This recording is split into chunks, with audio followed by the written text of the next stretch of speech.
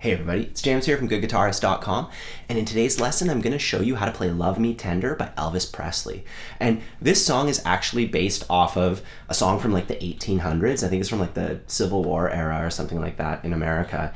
It's called Aura Lee, and they just took the same song, the same melody and stuff, and put new words on it and made a new song out of it, which is kind of cool. The first part of it is super simple. Like even if you're an absolute beginner, it just uses D, E, A, really easy beginner chords. But then when we get into the other section, there's a couple little tricky bits. Along the way, if you find that you're having trouble with anything, I have a bunch of resources designed to help you get out of that. I have my free ebook for rhythm guitar that covers all the basics. I have one for lead guitar that doesn't necessarily apply to this song, but it's free, so you can check that one out anyways. There's my premium beginners course. I have a bar chord course designed to take you from being able to play the normal chords and kind of gradually getting up to the point where we can play bar chords comfortably all over the fretboard. And I have a bunch of stuff designed to help you learn to play songs just like this. So please check those out if you need any extra help. Otherwise, we're just going to jump right in with the chord shapes. Our first one is D. Then we have an E chord.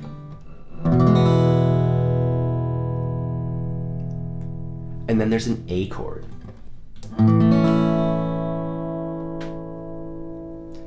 Now there are more chord shapes, but that's all we need for now to play through the first bit of the song. So let's practice switching through these chords using downstrokes only and just counting out loud so that we can play each one for the right number of beats. Starting off on D, 1, 2, 3, 4.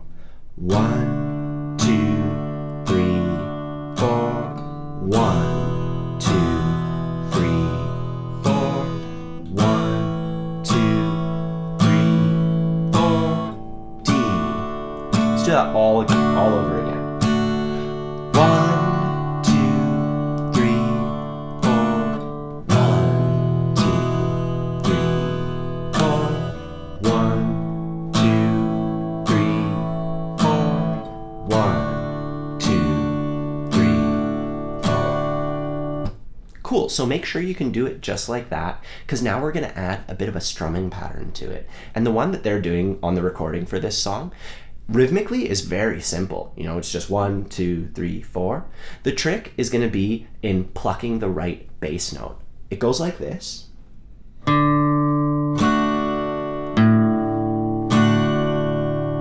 So let's break that down. I'm holding my D shape, and this is specific to each chord. On the D chord, I'm going to pluck the D string first. That's the 4th string. Pluck it. 1. Then I do a downstroke. Then I'm going to pluck the A string. And then do a downstroke. So it's just, you pluck one of the strings, and then you do a downstroke. Then you pluck a different string, and then you do a downstroke. 1, 2, 3, 4. And which string you pluck is going to change with each chord. When we switch to the E chord, on beat 1, we're going to pluck the lowest string, the E string. 1, 2, 3, 4. So on beat 3, we're plucking the A string. And then when we switch to the A chord, on beat 1, it's the A string. 1, 2, and on beat 3, it's the low E string. 3, 4. So you have your primary bass note and then your alternate bass note. And this is called alternating bass. That's the name of this style of playing. Once again, to recap, on D, this is our primary bass note. 1, 2, 3, 4. Then on the E chord, 1, 2, 3, 4. And on the A chord, 1, 2, 3, 4. So rhythmically, it's really easy, but you're going to have to remember which bass notes to pluck based on each chord. That's what makes it tricky. And if that's too much for you, you can always just pluck the first note twice. Just 1, 2, 3, 4. It's just going to sound a little less like the recording. Anyways, I'm going to go through that now. I'm going to add the strumming pattern to the chord shapes so you can just see it all happen nice and slow, figure out what's going on, and then you can try it with me. Here we go. 1, 2, 3, 4.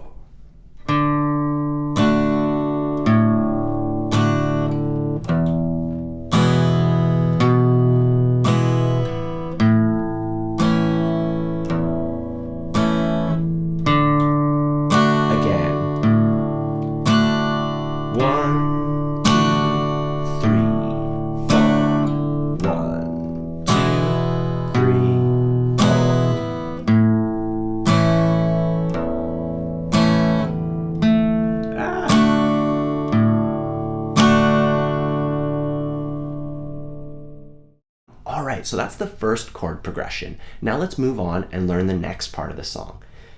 For this one, we're going to need a few new chord shapes.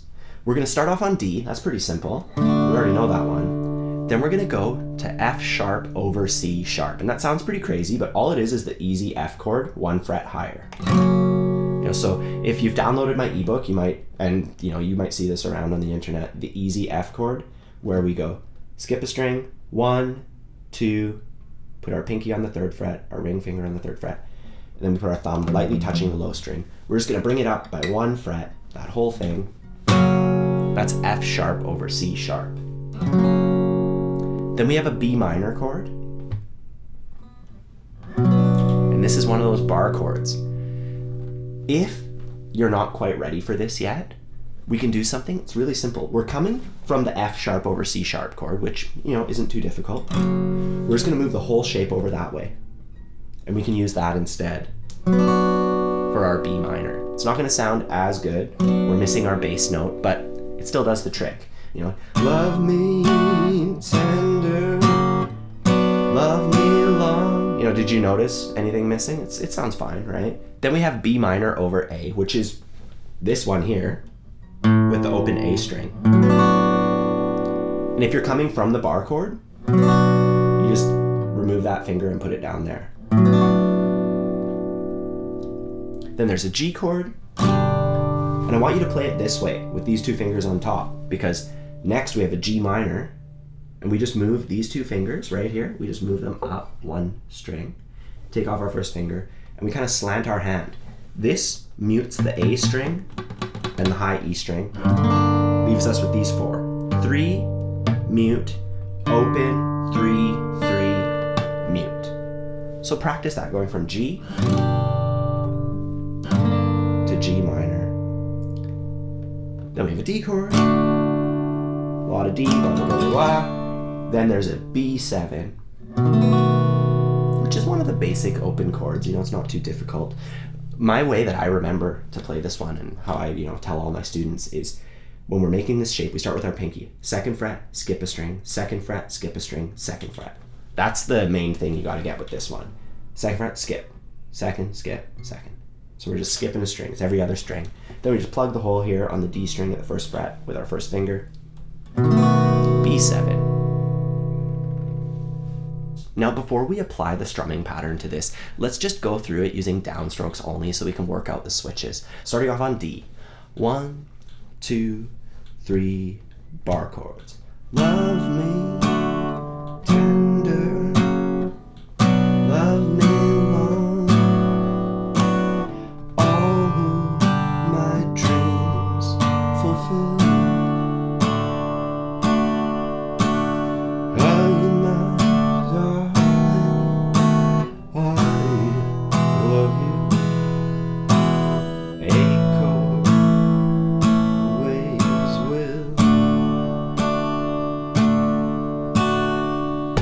Cool, so make sure you can do that, and now we're going to add the strumming pattern to it. For a lot of it, we're only using the first half of the strumming pattern. We don't have to play that alternate bass note, just first half, first half, first half, first half, first half, first half. Then we get to do the whole thing. 1, 2, 3, 4.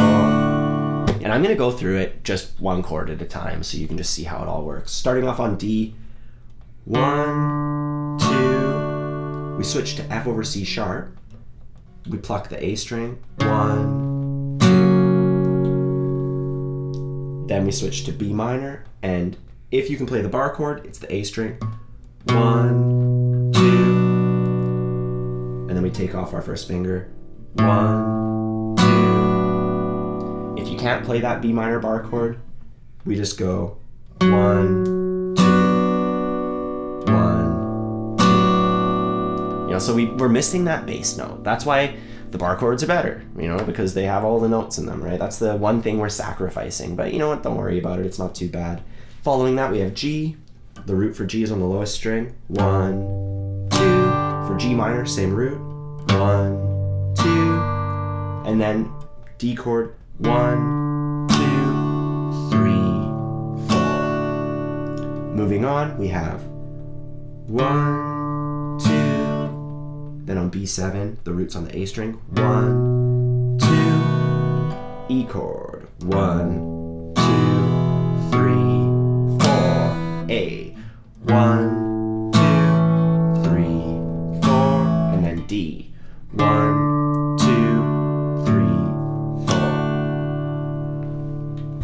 Take your time with that. Work through it. You know, it might take a while, but once you get it down for each of these chords and you go learn another song that uses the same style of playing, it's going to be the same notes. It's not like all of a sudden for our D chord we start plucking a different string as our root. You know, it's going to be the same bass note and alternate bass note, you know, no matter what song you're playing. So it is really, really helpful, especially if you like country music and you're into that style. It pops out all the time. Anyways, now that we've taken a look at everything, let's play through that whole section all together without stopping, nice and slow.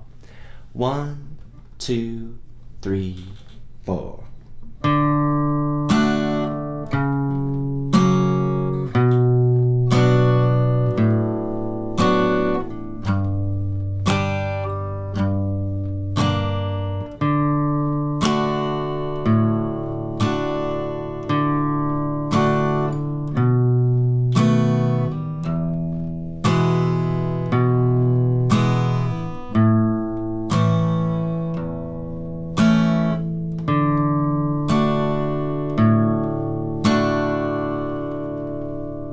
And if the bar chords are too much, let's try it with the easier shapes. Once again, 1, 2, 3, 4.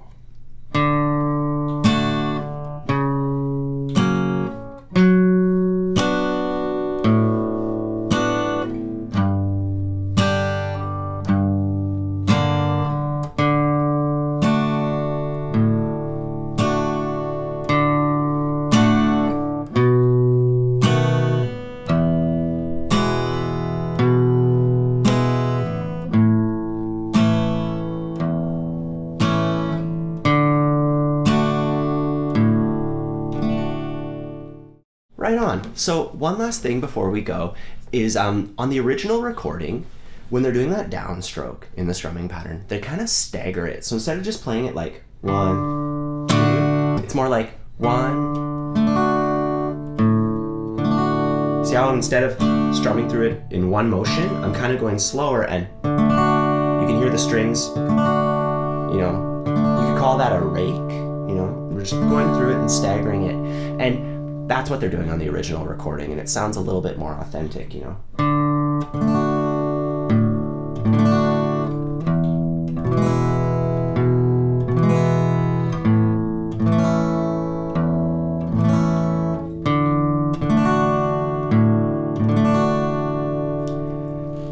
All right, so those are all the components, you know, all the things you need to play through this song. And at this point, what you want to do is get really good at each part of the song. Once you can do that, listen to the original recording, you know, a few times, a bunch of times. Listening is equally as important as practicing, you know, and that'll give you an idea of when all the parts are coming. And since you've been practicing it, you'll be hearing like, oh yeah, that's when that chord happens. You know, you'll start to connect the dots, and then try to play along with the original recording. And at that point, once you can play along with the original recording, you'll be able to bust this tune out no problem, you know, wherever you are. As long as you have a guitar and it's in tune, it'll happen. Anyways, don't forget, if you need any extra help, I have a bunch of resources for you. My free ebook, my premium beginners course, my bar chord course. And you can check those out if you need any extra help. Otherwise, have a fun time practicing, and I'll see you soon.